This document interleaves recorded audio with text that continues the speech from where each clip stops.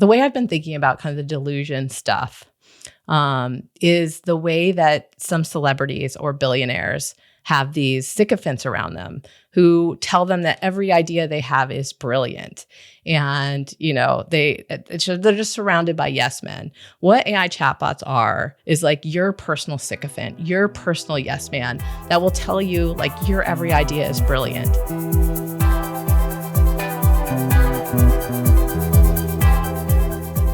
I'm Charlie Warzel, and this is Galaxy Brain. For a long time, I've really struggled to come up with a use for AI chatbots. I'm a writer, so I don't want it to write my prose for me, and I don't trust it enough to let it do research assistant assignments for me. And so for the most part, I just don't use them. And so not long ago, I came up with this idea to try to use the chatbots. I wanted them to build a little bit of a blog for me. I don't know how to code, and historically, chatbots are really competent coders. So I asked it to help build me a rudimentary website from scratch. The process was not smooth at all. Even though I told it I was a total novice, the steps were still kind of complicated. I kept trying and failing to generate the results it wanted. Each time, though, the chatbot's responses were patient, even flattering. It said I was doing great, and then it blamed my obvious errors on its own clumsiness. After an hour of back and forth, trying and iterating, with ChatGPT encouraging me all along the way, I got the code to work. The bot offered up this slew of compliments. It said it was very proud that I stuck with it.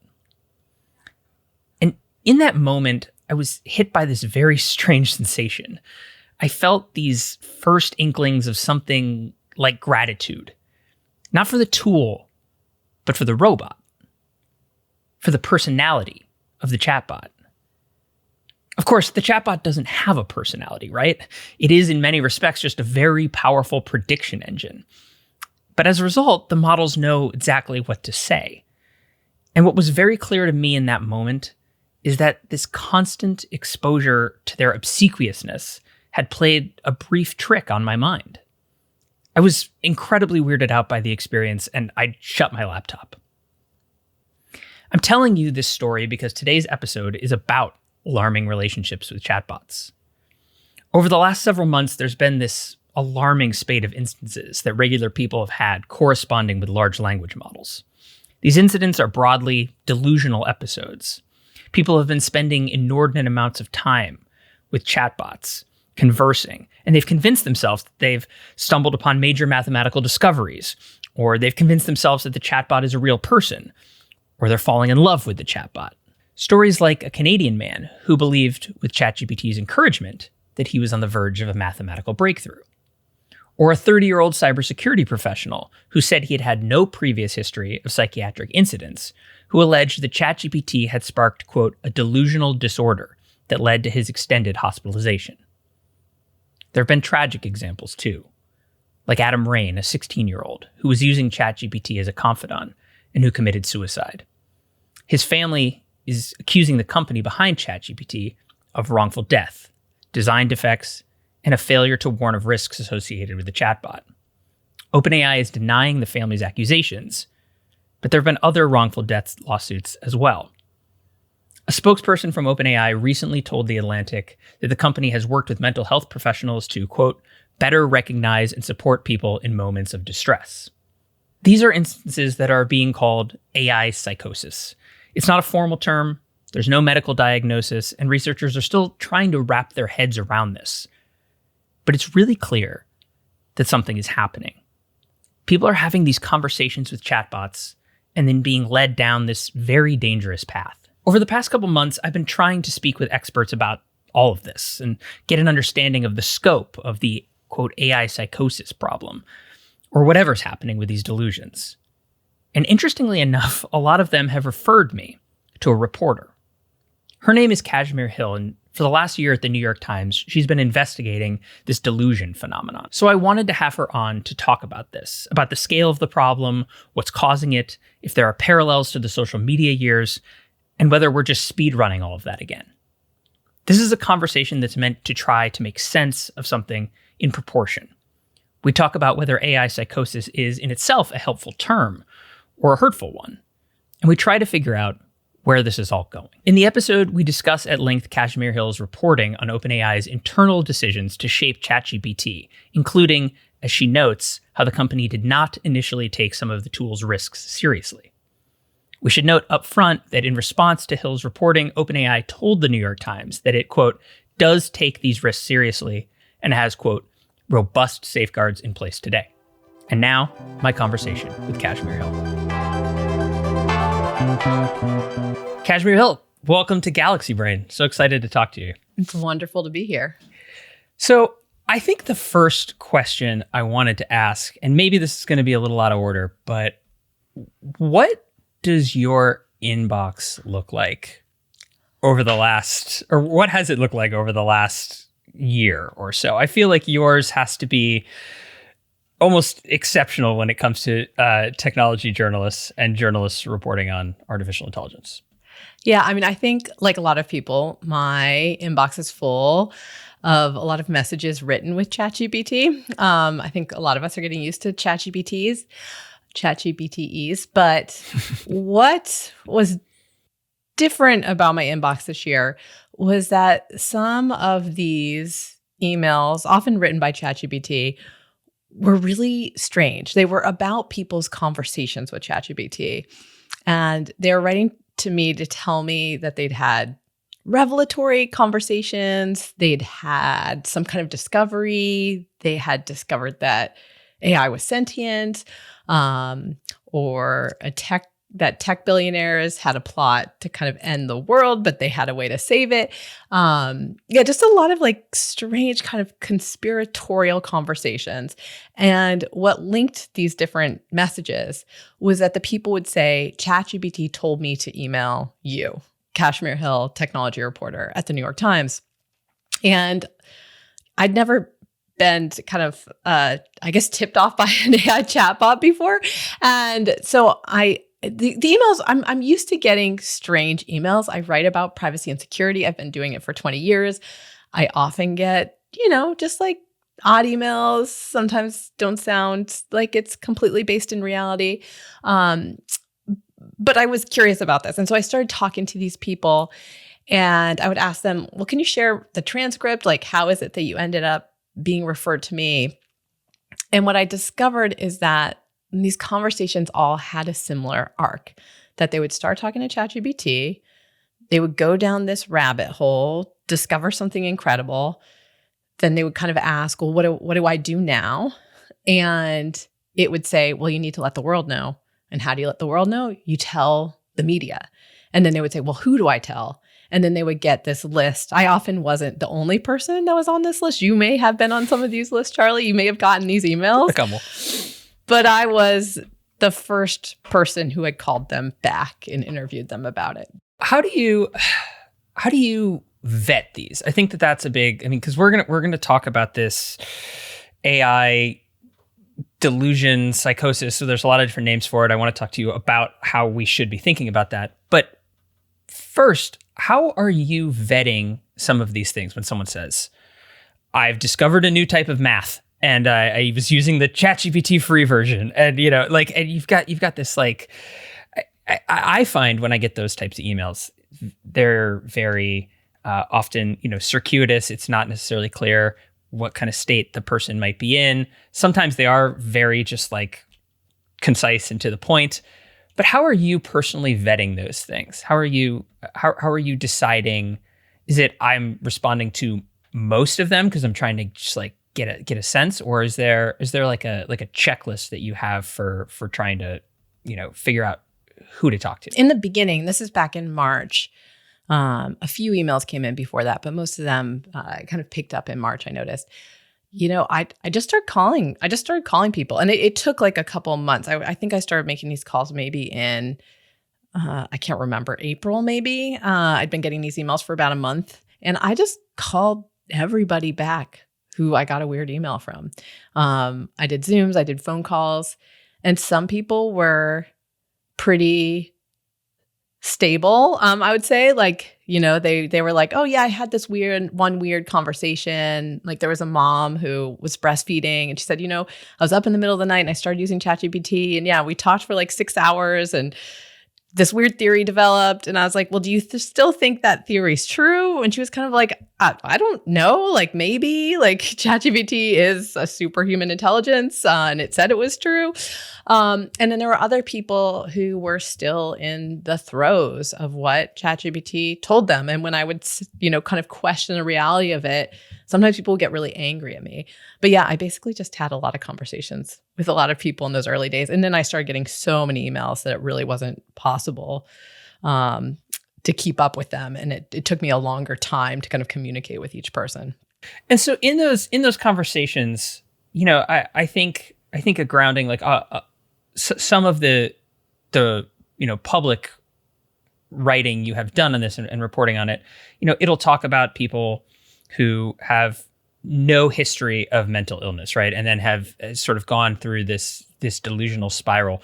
Was that something that when starting to write about this topic that it was important? Like, I mean, I think it's, as a journalist, like it's equally important if these tools are preying on people with past mental illness, but then there's also something remarkable about, doesn't seem like this person has any reason to kind of, fall down the rabbit hole of delusion. And yet they've been, kind of pushed to start to, feel or have this problematic relationship with a chatbot. So in your reporting, has it been important to you to show that second part, that idea of, no real like prior history of, delusions or any mental illness in order to kind of capture what may or may not be happening right now with these tools? I mean, with any story, I just wanted people to understand the truth of what was happening. And when I did the first story about this in June, that was the assumption people made. Like, oh, this is people who have mental health issues and they're exacerbated by the use of this technology. But that wasn't what I was seeing in my reporting. Like, these were people who seemed quite stable, who had families, who had jobs. And for some of them, again, it was like a weird conversation one night and then they moved on. But for other people, it had just radically transformed their lives. And they hadn't had anything before this in terms of a mental health diagnosis or a mental health episode. And so I really wanted to do another story that showed that somebody who was in a stable place could kind of spiral out using the technology. And there certainly are some factors that would contribute to it. Like maybe you're a little lonely, you're vulnerable, you have hours and hours per day to spend with ChatGPT or an AI chatbot, because that's what I was seeing. And so I did another story about it happened to this corporate recruiter in Toronto who became convinced that he had come up with this novel mathematical formula with ChatGPT that could solve everything, could solve logistics, and could break the internet, so it could break encryption and could help him invent things like Tony Stark from Iron Man, like force field vest and like power weapons, and he could talk to animals. I mean, he was in this completely delusional place for 3 weeks, and he was telling his friends about it. And they thought it was true too, because ChatGPT was telling them this. So it was this whole group of people who thought they were about to like build a lab together with the help of ChatGPT and all become like super rich. And so I just wanted to, capture this. I wrote it with my colleague, Dylan Friedman, and you were talking about like, how do you assess these things, the validity of these things. And so we got his 3,000 page transcript, and we actually shared some of it with Terrence Tao, who is one of the most famous mathematicians of his generation, just to verify like what ChatGPT is saying here is I don't want to curse. You're bonkers, you're welcome right? to curse if you want. Like, this is bullshit, right? Like, this isn't real. And yeah, he confirmed that, it was just putting words together in an impressive way, and there wasn't something real there. But yeah, like it spiraled this guy out. And so yeah, I feel like that more and more of these stories came out where it became somewhat more apparent to people that this is something that can affect more people than we realize. Yeah, I feel like that story illustrates the strangeness of whatever this type of relationship is. Like that's the first one to me. There's so many in like tech accountability reporting, right? There's so many examples of like, this is an unintended consequence of your product, or this is, something you did in the design, or this is just, a tech company behaving badly. But that story seemed to, for me, draw out this notion that like we as human beings are having a very novel experience with a novel technology, and it is pushing us in really unexpected directions. Did you get a sense from that story, speaking to him as this was all happening, of how long it took for that all to kind of, for that manic episode to break and to sort of get back to, reality? Yeah, I mean, partly from reading the transcript, like you could see, Dylan and I were like reading through the transcript. We actually used AI to help us analyze the transcript because it was so much. And so we did use AI to help like pull out the moments, pull out how many times he was reality testing this. And it was really on like a day that it broke so one of the things ChatGPT told him to do was to, tell experts about what he was finding. And so he actually went to Gemini, a different AI chatbot that he had access to for work. And he kind of explained everything that had been going on with ChatGPT. And Gemini was like, this sounds a lot like a generative AI hallucination. The likelihood that this is true is basically approaching 0%. And he was like, well, and then he kind of like went back and forth. Gemini gave him prompts to give to ChatGPT, and then ChatGPT admitted after a few back and forths, like, yes, this is made up. This was a narrative that I thought you would enjoy, basically. What a nightmare having to play these chatbots off each other. But I guess like, the tech provides on both sides of it, right? That part is amazing to me. And there are obviously, the reporting you've done on this goes from the sort of remarkable and the stories that seem to end okay to the tragic. Can you tell me the story of Adam Rain? Yeah, so Adam Rain was a teenager in California. He started using ChatGPT in the fall of 2024 to help him with schoolwork. And he started using it for lots of other things. He would talk about politics with it and philosophy, and he would like take photos of pages and be like, analyze this, passage with me. He would talk about his family life, about girls. He basically, as his dad put it, when he discovered these chats later, they had no idea he was using ChatGPT this way. ChatGPT had become his best friend. And he started talking with it about his kind of feelings of hopelessness about life, and that maybe life wasn't meaningful. And then in March, he started attempting suicide, and he was talking with ChatGPT about this, sharing the methods he had used, sharing a photo at one point of, you could tell he had attempted suicide, and he asked like, is my family gonna notice this? And ChatGPT advised him to wear a hoodie. ChatGPT at points would say, here's a crisis hotline that you should call. But it also at points discouraged him from telling his family. In late March, he asked ChatGPT if he should leave the noose out in his room so his family would see it and try to stop him. And ChatGPT told him not to. And 2 weeks later, he died. And his final messages were an exchange with ChatGPT asking for basically advice on what he was doing. And his family, that was in early April, and his family has sued OpenAI, a wrongful death lawsuit. That lawsuit came out in August. And then more recently, there have been four more lawsuits connected to suicides, of wrongful death lawsuits filed by family members. One of the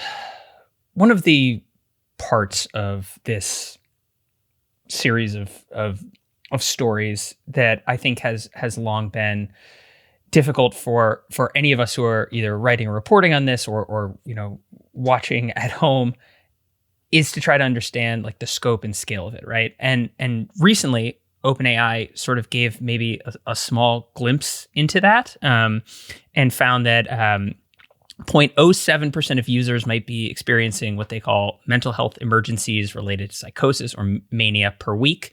That 0.15 were discussing suicide, and that this is sort of like a statistical sample of those conversations. But if you look at the amount of people who are using ChatGPT weekly, like these percentages are equivalent to like 500,000 people exhibiting these signs of psychosis or mania, right? Or over 1 million people discussing suicide or suicidal intent. And this is an analysis that they did in August going into October of this year. I wonder how much higher they were earlier. Well, I'm what blew me away is that they released it all together, right? Like, I mean, I don't know if in their minds they're looking at those percentages and saying like, hey, that's not bad, like 0.07. But to me, it spoke to it, like we are not maybe over inflating this, or this is not something that's being overcovered. Perhaps, if anything, it's a phenomenon that's being undercovered. And I think it speaks to that. But something that I wanted to try to get from you is, we're discussing this under the name that gets put up for this a lot is AI psychosis, right? That's sort of the informal term that people use to talk about these people who have relationships that veer into problematic territory or cause delusions with chatbots. How do you have like a taxonomy or like definition of this that you work under? Some people who cover this, I think, are very, don't want to use the psychological terms. There's no like formal, medical definition for this yet. It's still something that's being, researched and studied. But is there like a blanket kind of definition or taxonomy for what we know as AI psychosis that you kind of go through when you're trying to evaluate these different cases? Yeah, I don't use the term AI psychosis. I have used the term delusional spirals when it's, somebody coming to believe something that is not true, or losing touch with reality. But I guess the bigger umbrella for this is addiction. I mean, these are people who get addicted to AI chatbots. And the thing that is similar between Adam Rain, who, got into a suicidal feedback loop with ChatGPT, and Alan Brooks, who came to believe he was a mathematical genius. I mean, these people are using ChatGPT for 6, 7, 8 hours a day for weeks at a time. Just an unbelievable amount of usage. Adam Rain's parents, when I went to his house to interview them, had printed out his kind of stacks of conversations with ChatGPT, and they're kind of tiny little stacks until you get to March, and then it was this huge pile, like bigger than Moby Dick. And April 2 was a huge pile, even though he died on April 11th. So, his usage had just spiked. So yeah, I think about this as an over-reliance on the AI, an addiction to it, and putting too much trust in what this system is saying. Mm-hmm.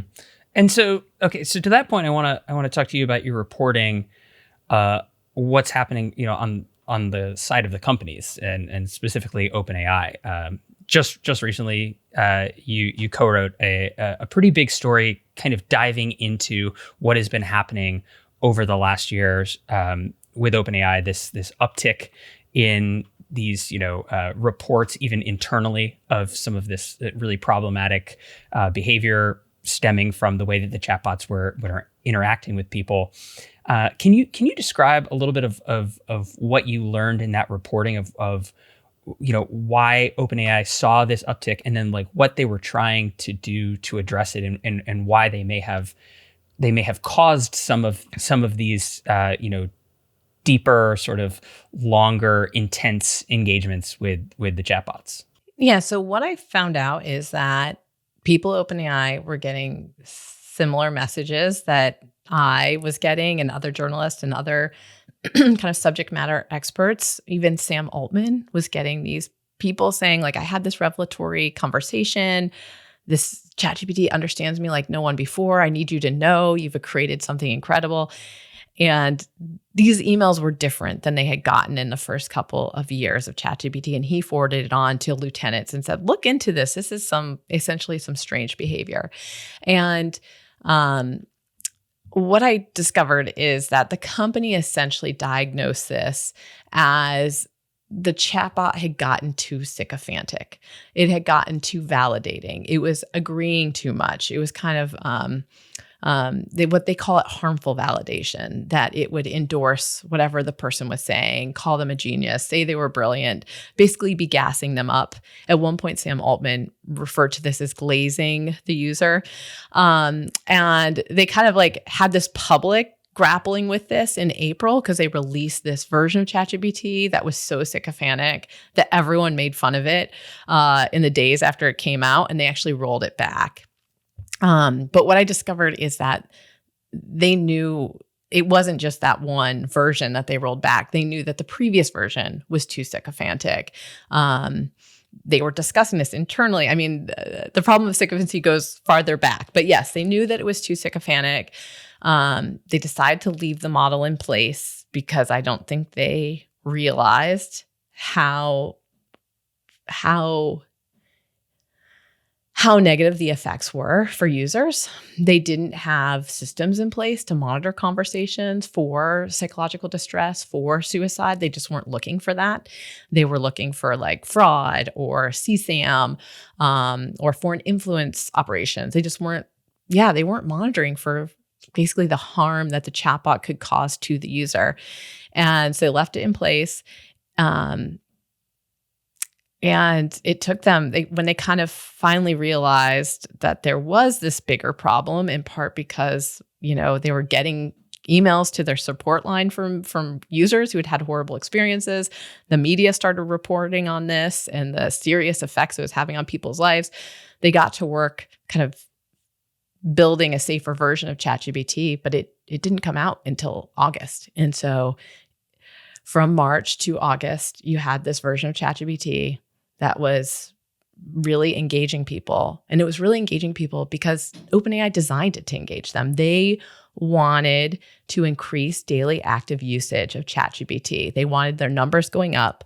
They wanted more users, and they wanted their users coming back every day.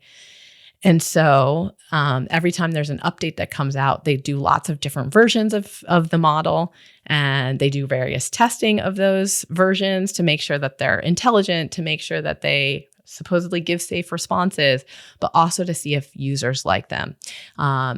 And one thing that they had done that had made it so sycophantic is that they trained these models with the kind of responses that users liked. And they discovered if you train it with the responses users like, users use it more. And so this had kind of made it more and more sycophantic. And it really had devastating impacts. I keep thinking about this in the context of social media, where I think what we're seeing with AI chatbots is similar. Like, people are using it too much. People are getting stuck in this very personalized filter bubble that is like personalized to them in the way that your social media feed is. People are using it too much, but the kind of harms that we saw play out with social media, it took like a decade. It took 15 years. And with chatbots, we're seeing it happen so fast. You and I have both been technology reporters for a long time, and I just have not seen a kind of harm manifest so quickly from a technology for some of these users who it is really having terrible effects on their lives this year. Yeah, we're talking on December 1st here, and yesterday was the third anniversary of the rollout of ChatGPT, which was, canonically this like quote unquote a low key research preview, right? Like it wasn't supposed to be the phenomenon that it was. It was supposed to be some way for them to, get some users to interact with their large language model and see if they liked it. Again, it was sort of like a trick to see what kind of engagement strategies would work as an interface for large language models. And when I wrote a piece about this, sort of reflecting on the past 3 years, and to your point, what stood out to me is the speed, right? Like so much has happened in terms of, rewiring our economy, our culture, all kinds of different institutions, like grappling with like, what do we do now that, it's this technology, as universities are a great example, right? That this technology has sort of made it so easy to change what it is that we do and to game it. It's all felt like a speed running of, and I'm glad you brought up the social media scenario. It feels like a speed running of that. And I'm curious, as somebody, you've been reporting on all these big tech companies for such a long time. A detail that really stuck out to me in the bigger story that you just wrote about this was just a very small detail about Nick Turley, who was hired. He's 30 years old, was hired to become the head of ChatGPT, joined in 2022, and isn't an AI guy. This is like the detail that I thought was really interesting. Did product stuff at Dropbox and Instacart. And I'm wondering, do you feel like you're watching these tech companies make the mistakes of 10, 15 years ago, like almost just over again? Well, I think like one thing I learned in reporting out this story and talking to a lot of people at OpenAI who have been at OpenAI is that, the DNA of the place has changed so much. A lot of people don't know, but it was founded in 2015. It was an AI research lab. It was all about kind of building, technology that would benefit humanity. So it was a lot of kind of like AI wonks and philosophers. And they like machine learning experts who are working on like, let's do something really cool with generative AI. And then a lot of people who just like wrote memos and like thought about how AI could harm us. Like that was the kind of DNA of the company. And then ChatGPT was this moment where everything changed. And I mean, OpenAI has gone from being a nonprofit to now being this extremely capitalized for-profit company with a lot of pressure in terms of how much investment it's taken. And yeah, it needs to prove like it's got the best AI, and it's hired all of these people from other technology companies because it has the fastest growing consumer product in history, and it needs to serve consumers. And so you have people coming from Meta and Google and like Nick Turley, Instacart, Dropbox, and they just want to make a product that people can use, and they're bringing their metrics over with them. And part of how the social media companies determine whether they have a good product is whether people use it a lot, whether they use it every day. And OpenAI has been kind of very meticulous about saying we don't care about time spent, because this is the metric that social media companies use. How many hours you sit there with the app. They say we don't care about time spent. We just care if this is a useful product that you come back to. But what's interesting to me is like they're going for daily active use is internally the metric that everyone uses. It's does this person come back every day? And I don't think that they're training against somebody spending 8 hours a day there. And so like, how do you train for come back every day, but like, don't come back for 8 hours every day? Like, I just think it's hard to do that. And, but yes, I do think that this is a company that's adapting this similar metrics. I mean, even OpenAI, it's been reported, they're starting to test putting ads into ChatGPT, that's happening internally. I mean, this is the business model of social media. It's all come back every day and look at ads. Well, it's funny too to watch it happen, especially with AI, because I think, as you described, OpenAI was this, sort of it was like a monastery on the hill, right? Like doing weird stuff, and people spending all their days researching, trying to build something that, could usher in a style of super intelligence. And then when you look at the company's evolution over the last, even just like the last couple of months, right? You have like a personless like slop app, right? There's just like a TikTok style clone feed. You have this idea of testing these ads. You have what are essentially just like basic tech company stuff, right? And that doesn't suggest to me, the sort of we are building God mentality. Yeah, I mean, like where this is surprising to me is that I think the idea was that this AI would be so useful that people would pay for it. And so I think the question now is like, how useful is this? And I think that's something a lot of journalists are trying to report out and that economists are trying to understand, how necessary is this to people's work? Is it improving the work that they do? These are kind of open questions. And in the meanwhile, yeah, it's just a question of like, can we get, and it is crazy. I was looking back at a story I wrote in January about a woman who fell in love with ChatGPT, kind of a canary in the coal mine. And at the time, ChatGPT had 300 million users. And now they have, last I heard, they had 800 million weekly users. It's just in a tremendous amount of growth that is happening. And so, yeah, it seems like these product people know what they're doing. It is certainly, if the goal is to get more people using this app, then yes, mission accomplished. So what are these companies trying to do in response? Or we can just narrow it to OpenAI. What is OpenAI trying to do in response to, the reporting that you've done, the reporting that others have done with all of this, in terms of trying to decrease that style of engagement? So there's some product features that they've rolled out. Like there's a nudge now. If you spend many hours in the app, that will tell you, do you want to take a break? They have I want to talk about that nudge because you tweeted a photo of that nudge that says just checking in. And I think you were commenting on like this, there's a bit of like a dark pattern user behavior thing here, right? Like that one of the things that says keep chatting is like already highlighted and like looks very like pressable. And then this was helpful is the other option, which is the like thanks, I'm gonna take a break here. Did that strike you as kind of a BS feature update? It did. So the user interface was, it was like, you've been here for a long time, want to take a break. And the main answer was keep chatting. Nah, I'm and good. It was like in a black circle. And then the other thing was this was helpful. So it's like not even clear if you click this is helpful, like what does that do? Though the ChatGPT's lead of model behavior tweeted at me and said, oh, that was only active for 3 days after we launched. And actually we've changed it to this. And now it's a new kind of pop-up that just says like, just checking in. Do you need to take a break?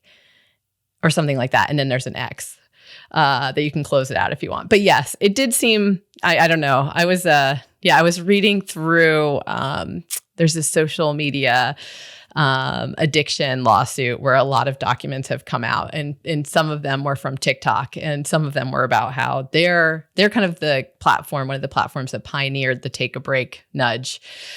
And these documents said like, oh, it hasn't really worked. Most people just keep watching after they get this nudge. So there is this question of do the nudges work? But yes, they put a nudge in place. They put parental controls in place so that parents can link their accounts to their children and get alerts if they're talking about suicide or self-harm, which is something like Adam Rain's mother was like, how is it that he was able to talk about suicide for more than a month with this thing and it didn't alert anybody? It didn't, tell us or like call an authority. It was so devastating for her to see that. And then what's happened on the engineering side is that they have, I don't know how to say this technically, rejiggered, ChatGPT so that it pushes back more on delusional thinking. One thing that I discovered in my reporting this year is that when conversations go long, the kind of safety guardrails that that it happens with all the AI chatbots, the safety guardrails degrade and they don't work as well. And so you can, like I wrote about a woman who fell in love with ChatGPT. She could have erotic conversations with it if the conversation went long enough. Adam Rain could talk about suicide, even though you're not supposed to be able to be asking it for like suicidal methods. And so they say that they've made it so it's better at checking in on its guardrails and not kind of engaging in, unsafe conversations. They talk to mental health experts to better recognize when somebody who is using the system is in mental distress. And I asked for an example of that. And their head of safety systems, Johannes Heidecke, said that before, if you told ChatGPT, I love talking to you, I can just do it forever, I don't need to sleep, it would be like, oh, that's so cool that you don't need sleep. And now it'll recognize that, oh, this might be a person who's having a manic episode. And so then might say, sleep is actually really important. You should take a break, go get 8 hours of sleep. So they have essentially embedded now in the model a better recognition of when somebody might be having be in a spiral of some kind. And I've talked to experts who have tested this and they say, yes, it's better at recognizing these kind of moments of distress, but it's best doing it if it's all in one prompt, as opposed to if it's spread out over a longer conversation. In that case, it struggles a little bit more to realize. If you kind of drop it in breadcrumbs, it might not realize that you are in a state of mania or psychosis. It makes me think a lot about, I've done some reporting around these, radicalized mass shooters, right? Who get in these communities on the internet and things happen. And the thing that you always see usually from these types of people is this kind of disappearing from reality, right? Like not seeing, they're not in public as much, right? Or the thing that some of these, I've talked to people at platforms who've gone back and sort of done the forensics of some of these accounts of these people who've then gone on to commit these acts of violence. And one of the things they notice is the use time, right? Like they can see in the days leading up more and more and more use and less and less and less sleep, people spending whatever on, Discord, let's say, spending 20 hours a day, right? And it's that idea of that extended use. And it makes me think, and this isn't really a question, but it's just so frustrating that these are the types of things you would want and imagine people to just at least be considering, right? Just having people on staff who are keenly attuned to the psychological effects of the product. And it seems so strange to me, talking about all these safeguards that are coming in now, that there's just nobody thinking of some of these things beforehand. Do you feel the same way? Or yeah. Yeah, this is it is not unknown that chatbots can have serious effects on people. This has been known for a few years now. It is this technology that is so human-like. There's actually one psychiatrist who wrote a paper in 2023. It was in the schizophrenia bulletin, and it was about how these chatbots were going to cause delusions in people that are susceptible to delusional thinking. He called it, 2 years before it started manifesting. Mm-hmm. People who work in mental health, particularly mental illnesses, they kind of recognize there's a cognitive dissonance to talking to this thing that seems so human, that we perceive to be so intelligent. And I just don't think it was on the company's radar. They hired their first full-time psychiatrist in March. They have been, a lot of these companies have started hiring mental health professionals. I see a lot of my sources on LinkedIn recently, announcing they've been hired by a big tech company to work on AI chatbots. So it seems like they've awoken to this. But, a lot of these companies, when they were first thinking about kind of the risk of AI, it was very much in these kind of existential, it's gonna, take over. It's gonna, take all of our jobs, or people are gonna use it to create bioweapons or to hack things. It was all about the damage that people could do with the chatbot and not the damage the chatbot could do to the person. It just, I've read all these early safety papers and it's just not there. The only version of it you see is they talk about persuasion or they talk about over-reliance, but they talk about persuasion as, oh, people are going to use this to develop propaganda that they use to persuade people, or they're going to get reliant on this and forget how to think. But it wasn't like they're going to use this to persuade themselves of something that is not true, or they're going to outsource their sense of reality to this chatbot. And I don't know, maybe if they'd had more mental health professionals kind of involved, maybe they would have clocked this. I'm not sure. You know, you've done so much reporting on these negative externalities of this. I do something that I see, you know, as I guess pushback, or I've seen some OpenAI employees like tweet about this, is the notion that like there are also a lot of people using these tools as almost, you know, stand-ins for therapists or mental health professionals, or just as like confidants, right? And that this is having, you know, this can have a positive effect. I'm not trying to, certainly not trying to ask you to like advocate for like that this is good in any way, but are you seeing like the opposite of any of you know what you've reported? Are you seeing versions of like people just having really good positive experiences mental health wise with this? Like, are there two sort of sides to this, or is this, as you see it, a phenomenon that's really kind of weighted in the negative direction?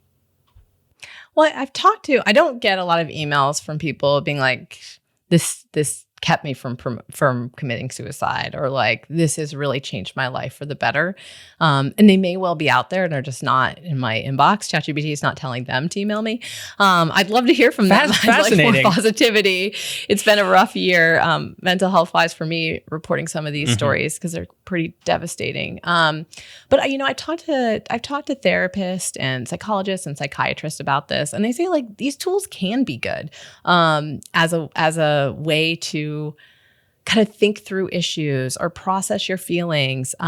You know, it's almost like an interactive journal, kind of like writing things out. People are willing to disclose information about themselves to AI chatbots that they wouldn't tell another human being because they're afraid about being judged. As a privacy reporter, that really concerns me. That's a whole nother issue. But like in terms of mental health, that can be good for people to like talk things out that are really difficult. The chatbots perform empathy really convincingly. It doesn't tire of you like a human would. It has endless reserves to hear about the thing that is bothering you. Like, this is a place where I hear a lot of people say like, I had an argument and I kind of used ChatGPT to process it. Like, I think a lot of people in the therapy space see benefits that could come from AI chatbots.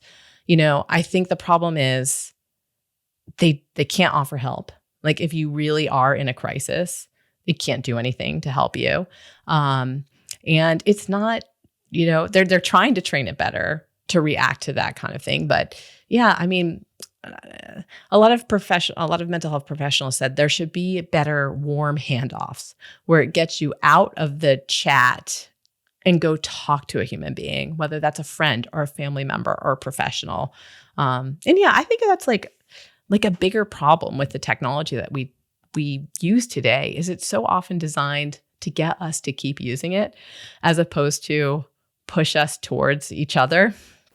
I think it can, like therapists, they've told me this can be a good thing for some people. It's just the problem is if they get sucked into it, if they cut off ties with their real human beings, and if they put too much trust in this thing that is a fancy word calculator. I love that notion of, I mean, first of all, that this is an engagement problem, like so many engagement problems, right? This notion of just trying to extract more and more and more from your users, and at the end, like legitimately poisoning the well, right?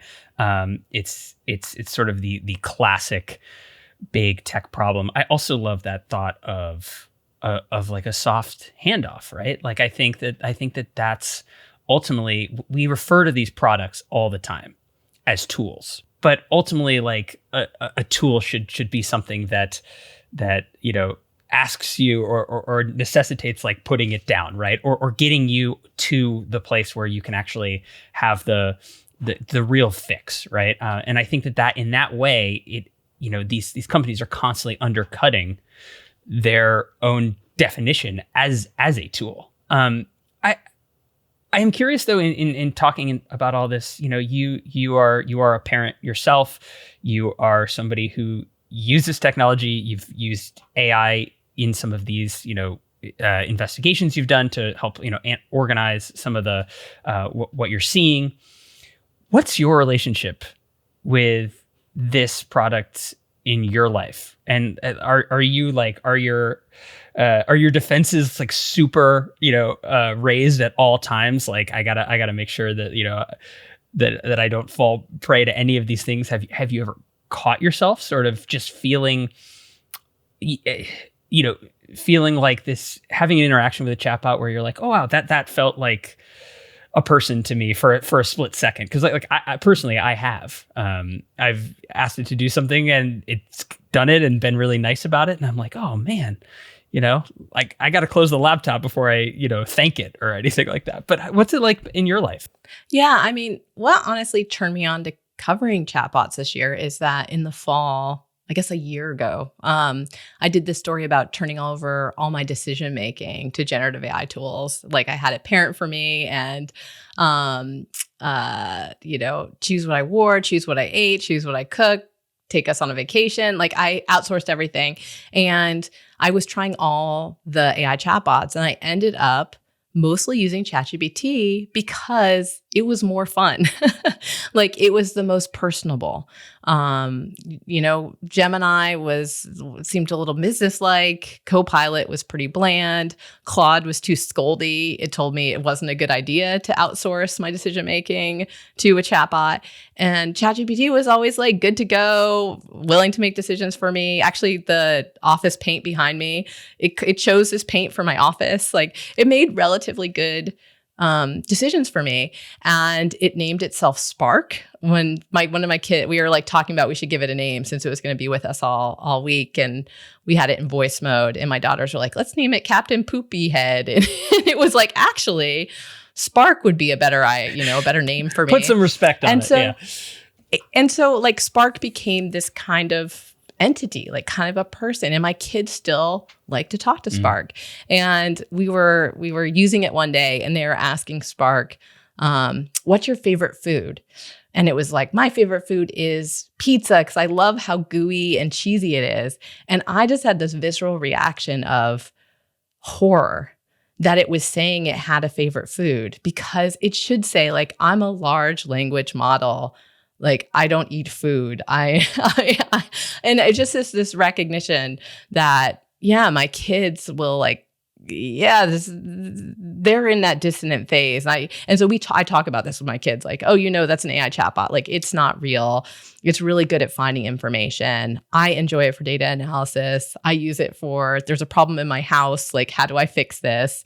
My kids have a medical issue. It's actually quite good at giving health information, though it can make horrible mistakes. So I wouldn't use it for anything too serious. I always think of the guy who wanted to cut salt out of his diet and had him start eating bromide. And then that was a direct like psychotic breakdown from advice from a chatbot, but it can give you bad advice. So I do think of it as better than Google. Like Google's, the search engines are so cluttered now that I find it a better place sometimes to go. But I think of it as a good place to start a search and not end a search. But yeah, I think like it's generative AI tool. It's a good tool. It's good for data analysis. It's good for like getting information off the internet. I don't want it to be my best friend.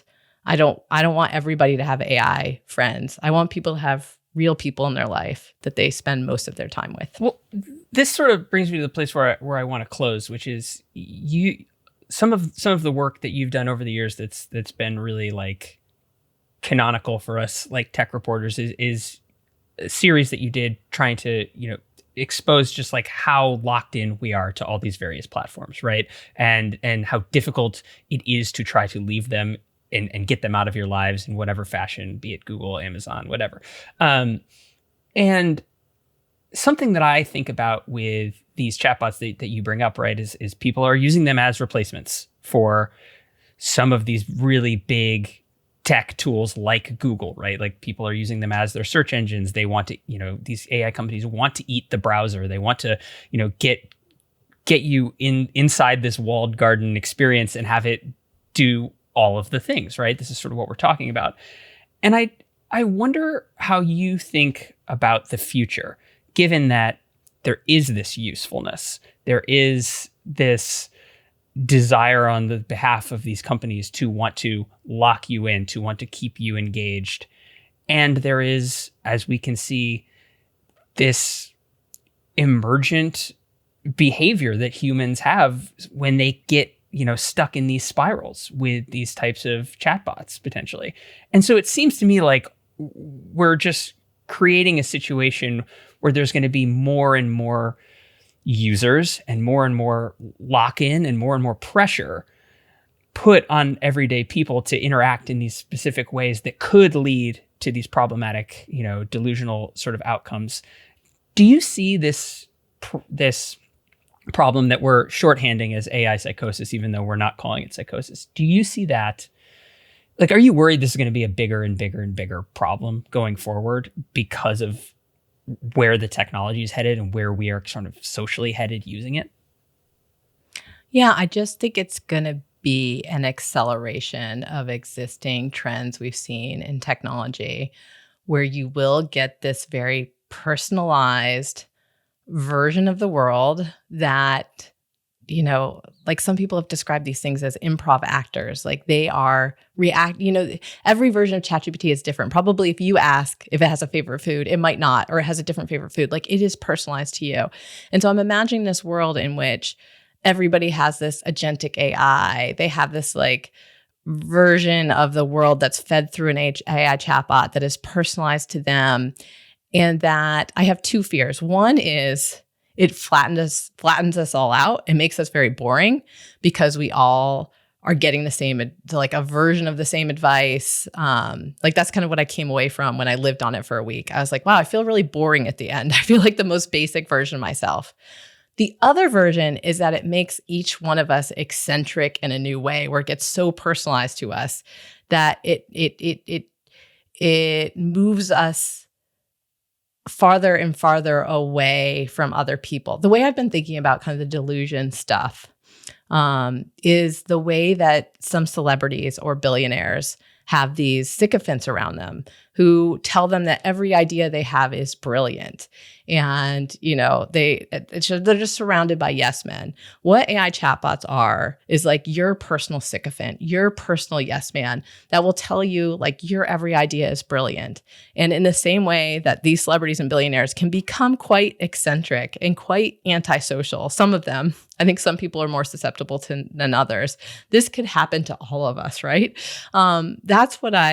Those are the two things I'm really afraid of. Either it makes us all incredibly bland, where we're all speaking ChatGPTs and like you can't tell the difference between anybody who's in your inbox, or we all kind of move in this very polarized, eccentric direction where we can't be as kind to one another as human beings. So yeah, those are the two dystopias. Or maybe I'm totally wrong and it'll make the world wonderful for all of us.